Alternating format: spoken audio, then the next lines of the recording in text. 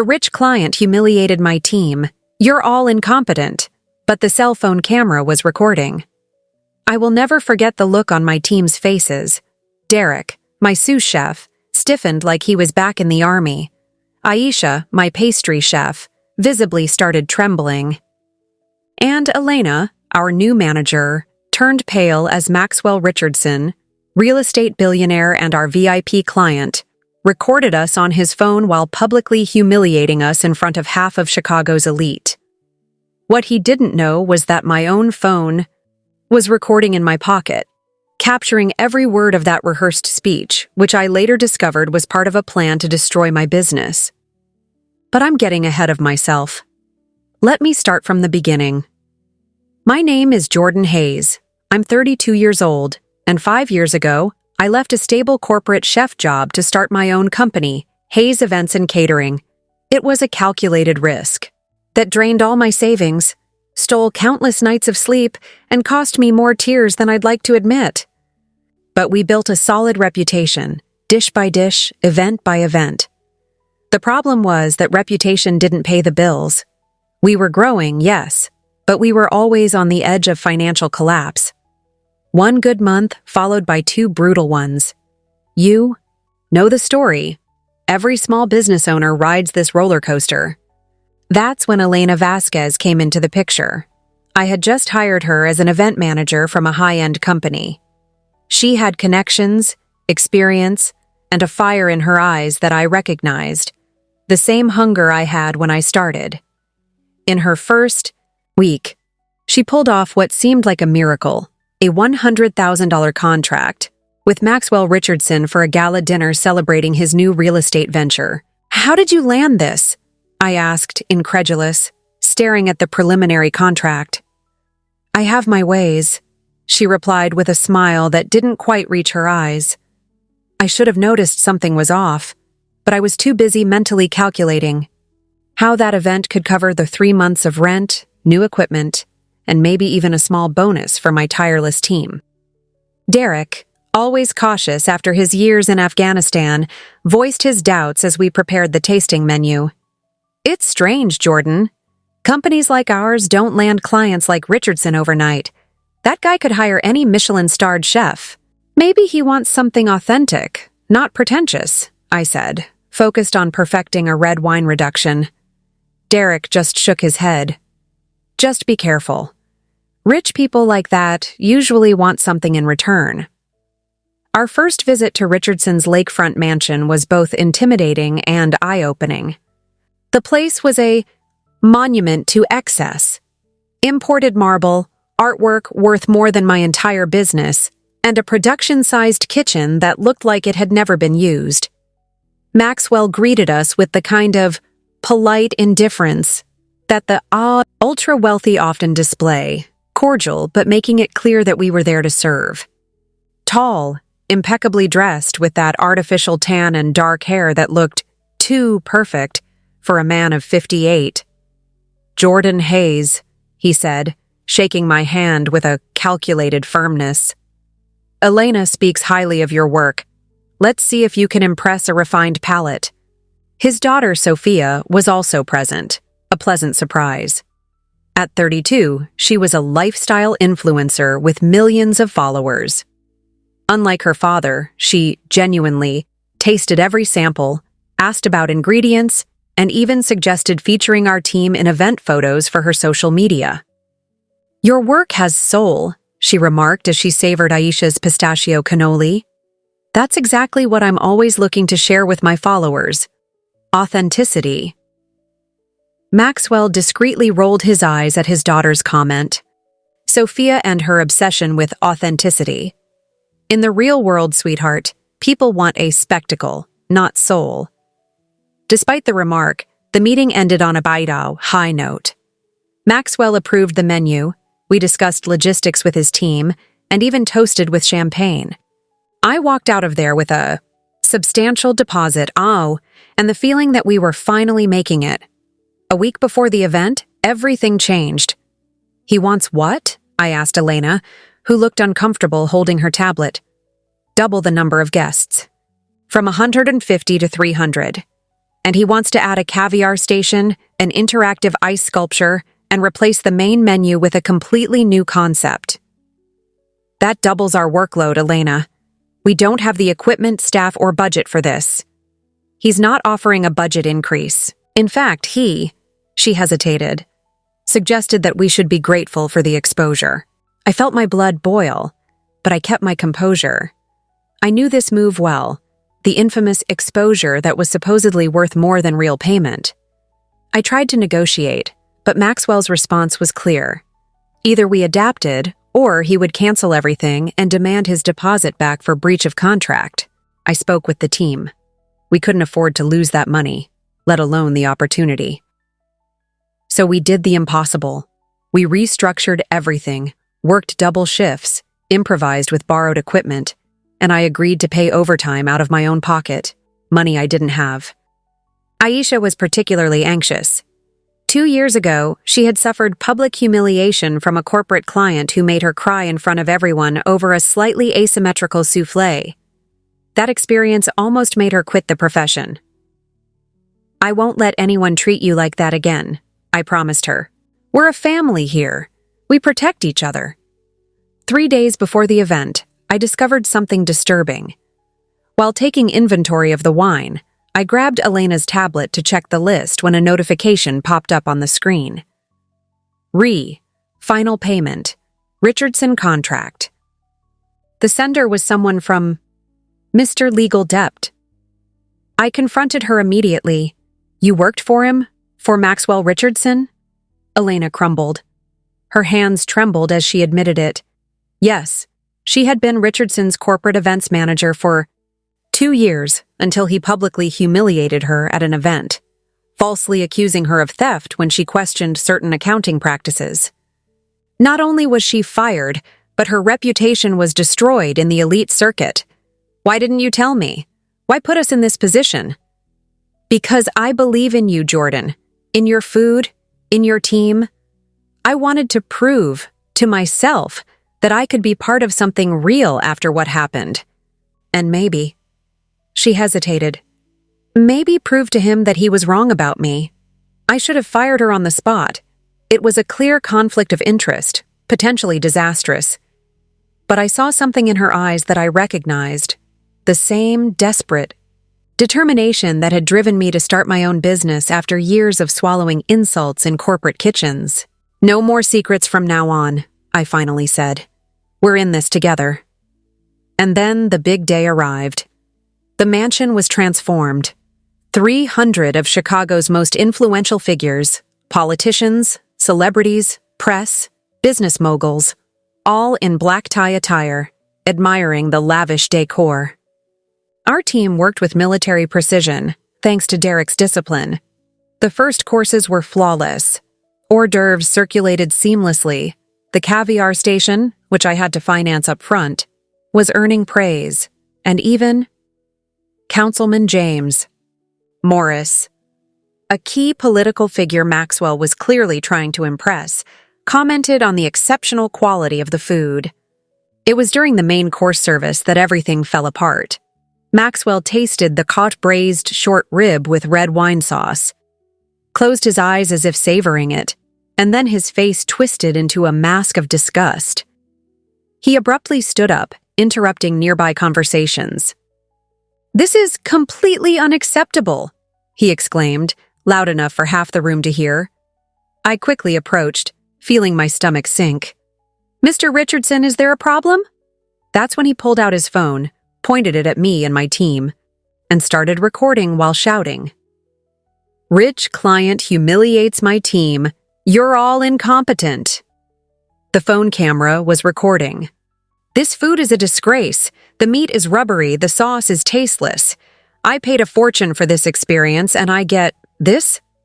He gestured dramatically at the plate. "You're all incompetent. Amateurs who shouldn't even be serving at a backyard barbecue, let alone an event of this caliber." The hall fell into a dead silence. I felt my face burn as Maxwell's phone camera captured every second of our humiliation. Aisha quietly started hyperventilating behind me. Derek tensed up, his eyes darkening dangerously. "Mr. Richardson, I tried to keep my voice steady. If the dish isn't to your liking, I'd be happy to… Happy to what? Ruin my event? Embarrass me in front of my guests? This is going straight to social media. Let's see how long your little business survives once everyone knows how incompetent you are. At that moment, torn between defending my team and saving my business, Sophia appeared by her father's side. "Dad, that's enough," she said, her voice low but firm, placing a hand on his arm. "You're embarrassing the guests, not the staff." Surprisingly, he backed down, lowering his phone. With one last look of contempt at us, he turned back to his guests with a smile. "Apologies for the little drama. When you pay for excellence, sometimes you have to demand it. Please, carry on." As I instructed my shaken team to continue with the service, I felt someone touch my elbow. It was Sophia, discreetly gesturing for me to follow her down a side corridor.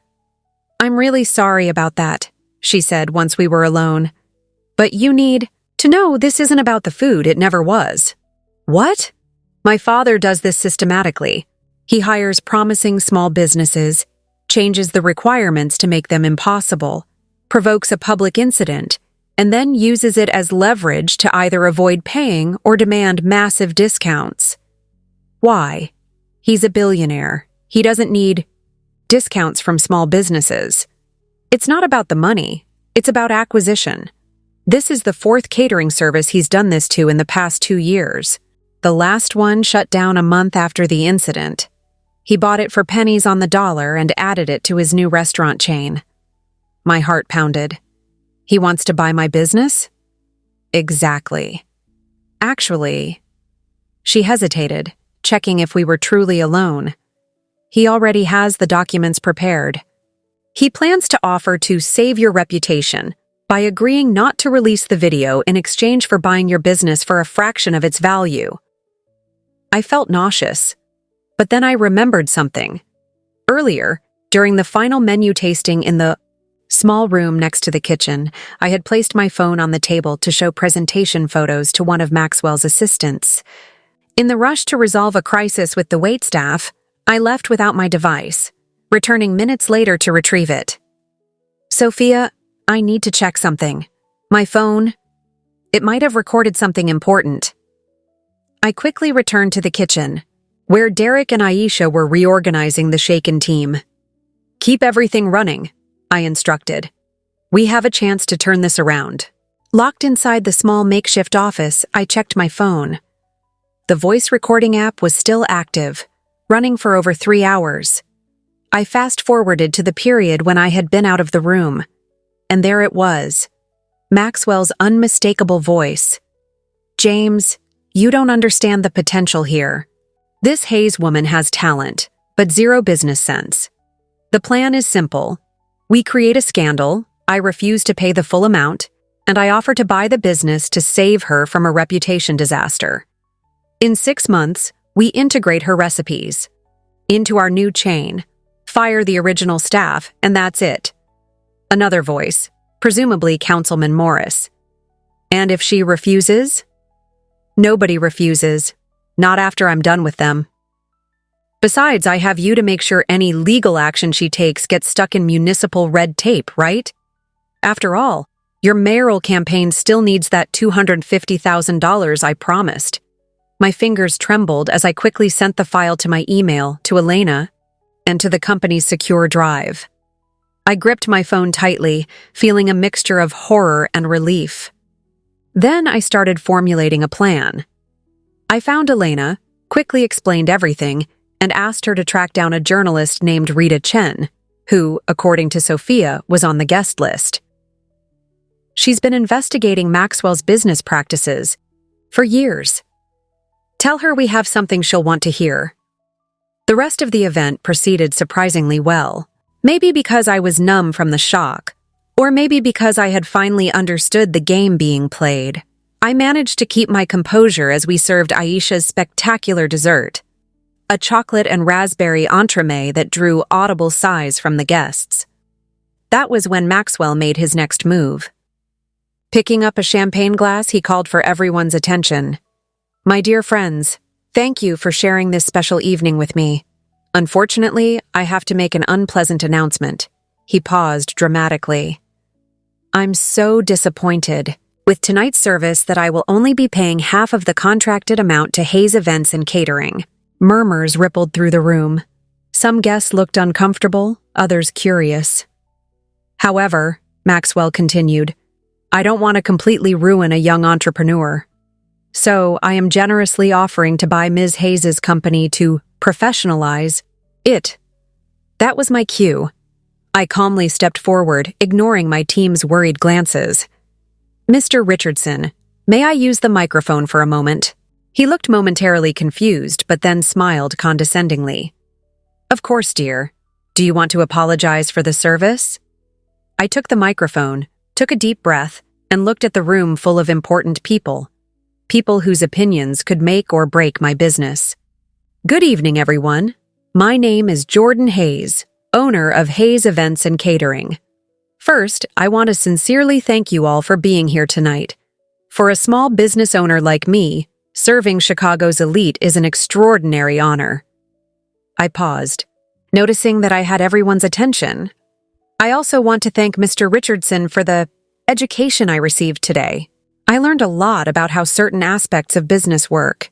In fact, I learned so much that I'd like to share an interesting audio clip with you all. The smile vanished from Maxwell's face as I connected my phone to the sound system. The audio started playing, loud and clear, his own voice explaining the scheme, mentioning the bribe to Councilman Morris, detailing how he had ruined other small businesses. The room fell into collective shock. Maxwell lunged forward to grab my phone, but Derek subtly blocked his path. Councilman Morris visibly paled, and at the back of the room, I noticed Rita Chen, the journalist, recording everything with a predatory gleam in her eyes. Turn that off immediately, Maxwell roared. Why? You were so eager to record my team's humiliation. I thought you'd want everyone to see the full picture. That's when Sophia stepped forward, to my complete surprise. He's done this before, she announced, standing beside me. And I have proof of every case. Small businesses destroyed, lives ruined, all to expand his empire. She pulled a flash drive from her pocket and handed it to Rita Chen, who accepted it with a satisfied professional smile. From that moment on, everything unraveled quickly for Maxwell. Guests began leaving. Councilman Morris practically ran for the door. Maxwell alternated between threats of lawsuits and desperate offers to settle this privately. You have no idea who you're messing with, he hissed at me as the last guest departed. I will destroy you. Maybe, I replied with a calmness I didn't know I possessed. But not today. The following weeks were a roller coaster. Maxwell did try to sue me for defamation, but the audio was undeniable. Rita Chen published a devastating exposé, which Sophia quickly amplified on social media with the hashtag #SmallBusinessStrong. The most surprising part was the public's reaction. Instead of destroying us, the incident turned us into symbols. Small businesses across Chicago started reaching out, sharing similar stories, offering solidarity and partnerships. 6 months later, Hayes Events and Catering had tripled in size. We hired more chefs, opened a second production space, and implemented our most important policy: zero tolerance for abusive clients, no matter how wealthy they were. Aisha overcame her trauma and now leads our new pastry division. Derek launched a training program for veterans interested in culinary arts. Elena, who became my business partner, manages our expansion with the efficiency of someone who has something to prove. As for Maxwell, investigations into his business practices forced him to sell off significant parts of his empire. His reputation never fully recovered. And what about Sophia? She used her share of the inheritance, which Maxwell tried in vain to withhold, to create a fund supporting female entrepreneurs. Recently, she announced her candidacy for the city council, running against one of her father's longtime allies. Last night, we hosted the launch event for her campaign. At one point, I saw Maxwell quietly enter the back of the hall, less pompous, visibly aged. When we briefly crossed paths near the bar, he made one last attempt at intimidation. "Don't think this is over, Jordan. I still have influence in this city." I smiled calmly and held up my phone, the recording app clearly visible on the screen. "Just so you know, Maxwell, this time I'm recording on purpose." He walked away without another word, and I went back to doing what I love, crafting unforgettable dining experiences, leading an extraordinary team, and never allowing power or money to dictate who deserves respect. Because I've learned some important lessons. Sometimes when a wealthy customer humiliates your team while a phone camera is rolling, the story doesn't end the way they expected. Sometimes it's just the beginning.